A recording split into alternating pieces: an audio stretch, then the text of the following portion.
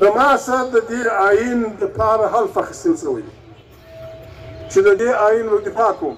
هر څوک چې د پاکستان آیین نه مني زه د هغه مخالف یم، خامخا یم مخالف یم، خامخا یم مخالف یم. آیین وایي د پاکستان آیین وایي که هر چا آیین مات کوي، معطل یې کوي، پښه یې پر کښېښوه، هغه د مرګ وړ دی.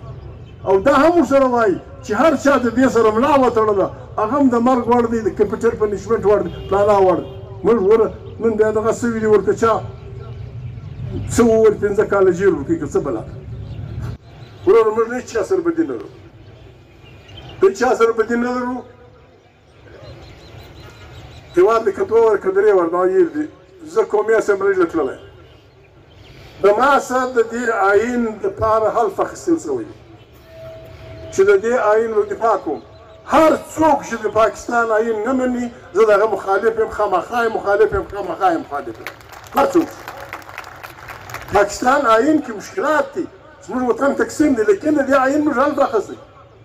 په هغې دا وینا سره د چا څوک بې مني په هغه دایره کې ورسره واوسو. نو الزامو د مورونۍ ورځو ورځ ده، خدای دې خیر پېښ کړي. پښتو زموږ ژبه ده. پښتونخوا ملي پارټي کارکنان به مهرباني کوي دلته دغه خبره وکړه چا وکړه رفیقي صاحب وکړه یا دغه وکړه زړک وکړه ویل د پښتو استادان پښتو قوم ته نه وایي زړکه یو ماستر سکول ته بچیان د سبق راوړي د پښتونخوا ملي پارټي پکې د پښتونخوا ملي پارټي د لیډران نه دي. دا ګرځ مازامون د ماستر تنخواه اخلي سکول ته بچیان ته نه وایي. یا ګرځ مازامون د خوشحال کاسۍ پکښې دا بل پکښې دا بل پکښې ورو که موږ انقلاب راولو بیا به ایمانداري کوو، خپلو بچیانو ته به سبق وایو، خپلو بچیانو ته به سبق وایو، خپلو کور کې به پښتو وایو، پښتو د انسانانو به قدر کوو. اوس زموږ په پارټۍ کې ښه ډېر ملګري دي کارکنان. پاکستان حکومت هر څه چې دی بشته یې په هر علاقه کې بهترین سکولونه را جوړ کړي چې پردي خلک ور رفیقي صاحب په توبه کې موږ ته سبق وایه، پردي خلک په توبه کې وایه، په بشهاره کې راته وایه، په ګلستان کې وایه. اوس چې لالا ماسټر شو زموږ د پارټۍ والا لالا ماسټر ته څوک یې چې ما ته وایي ته څوک یې هلکه ته څنګه څوک یې ولې موږ دوکه کوو. لک روپۍ تنخوا ده، 80,000 روپۍ تنخوا ده د ماسټرانو. ستا د منۍ پروفیسر تنخوا د ماسټر کمه ده، د ډاکټر تنخوا د ماسټر کمه ده. نور یې نه تنګوم، زموږ کام دی وروره. یو خبره به پښتونخوا ملي پارټۍ ځان پوه کوي، نور سیاسي کارکنان به ځان پوه کوي. د هرې بدې علاج به موږ کوو. نه سرکار کوي، نه سرکار دا ملک ته ځان بولي، نه موږ د دې ملک ښکاریان بولي. موږ به خپل همت کوو، خپل همت به کوو، کوشش به کوو، د چا سره به جنګ نه کوو، ښکنځل به نه کوو، بدۍ به نه کوو. پښتو ژبه دلته دوی وویل چې یوه ورځ یې تلمانځئ.